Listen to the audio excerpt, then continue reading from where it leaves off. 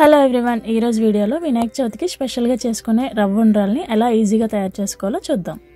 ఈ ఉండ్రాల్ని గణపతికి నివేదించే ప్రసాదంగానే కాకుండా డైలీ చేసుకునే టిఫిన్స్లో కూడా మనం తీసుకోవచ్చు. ఒక మంచి చట్నీ కాంబినేషన్తో ఇది హ్యాపీగా ఎంజాయ్ చేయొచ్చు. పిల్లలు కూడా చాలా ఇష్టంగా తింటారు.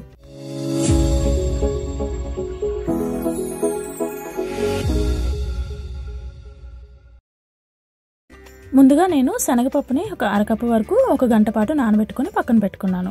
తర్వాత బాండీలో 4 నుంచి 4.5 కప్పుల వరకు నీళ్ళని తీసుకొని మరిగించుకోవాలి. నీళ్లు మరుగుతున్నప్పుడు 1 స్పూన్ జీలకర్ర, మనం ముందుగా నానబెట్టుకున్న శనగపప్పుని యాడ్ చేసుకోవాలి.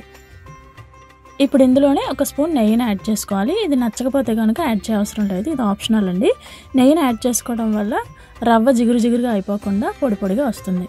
ఇప్పుడు ఇందులోనే రుచికి సరిపడా ఉప్పుని యాడ్ చేసుకొని మనం ఏ కప్పుతో అయితే నీళ్ళని తీసుకున్నామో ఆ కప్పుతోనే 2 కప్పుల బియ్యపు రవ్వని యాడ్ చేసుకోవాలి.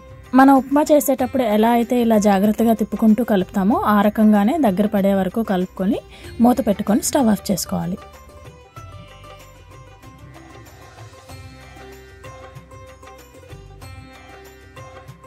ఇప్పుడు ఈ మిశ్రమం చల్లారిన తర్వాత ఇలా రౌండ్గా ఉండల్లా ప్రిపేర్ చేసుకోవాలి.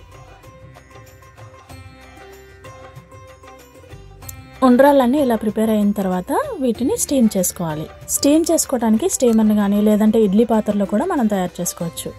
వాటర్ని అది కరెక్ట్గా పోసుకొని స్టీమర్లో ఇలా ఉండ్రాలన్నీ అడ్జస్ట్ చేసుకొని ఒక 5 to 10 మినిట్స్ పాటు స్టీమ్ చేసుకుంటే సరిపోతుంది. ఇడ్లీ పాత్రలో అయితే ఇలా పైరేకులో పెట్టుకొని ఇడ్లీలా స్టీమ్ చేసుకోవాలి. చూడండి ఉండ్రాలు ఎంత ఈజీగా రెడీ అయిపోయాయో. వీటిని మంచి చట్నీతో ఎంజాయ్ చేస్తే బ్రేక్ఫాస్ట్లో కూడా తీసుకోవచ్చు. చట్నీ రెసిపీ నేను డిస్క్రిప్షన్లో మెన్షన్ చేస్తాను, ఒకసారి చెక్అవుట్ చేయండి. మరి వినాయక చవితికి మీరు కూడా ఎంత ఈజీగా రవ్వ ఉండ్రాలను ప్రిపేర్ చేసుకొని మీకు ఎలా కుదిరిందో నాతో కమెంట్ సెక్షన్లో షేర్ చేసుకోండి. ఈ వీడియో నచ్చితే ప్లీజ్ లైక్ చేయండి, మా ఛానల్ని సబ్స్క్రైబ్ చేసుకోండి. Thank you so much for watching. Bye bye.